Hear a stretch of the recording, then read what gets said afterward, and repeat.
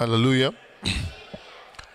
పాటల ద్వారా ప్రభువుకి మహిమ ఎలా వస్తుంది అంటే, ఒకరికొకరం క్షేమాభివృద్ధి కలుగజేసుకున్నట ద్వారా, పాటల ద్వారా బుద్ధి, పాటల ద్వారా హెచ్చరిక, పాటల ద్వారా ఆదరణ, పాటల ద్వారా ధైర్యం, ఓదార్పు, ఇవన్నీ కలగాలి.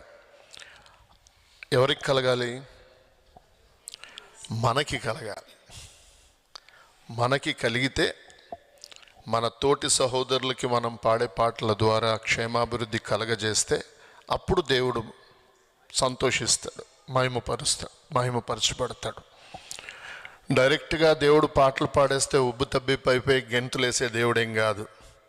అందరికీ అర్థం కావాల్సిన విషయం, పాటలు ఎప్పుడు కూడా సరైన పాటలు సెలెక్ట్ చేసుకొని మంచి అర్థం, దాని ద్వారా సంఘానికి క్షేమాభివృద్ధి కలిగే విధంగా మనం పాడితే అప్పుడు దేవుడు ఇండైరెక్ట్గా సంతోషిస్తాడు. ఆయన మన క్షేమాభివృద్ధిలోనే ఆయన ఆనందం.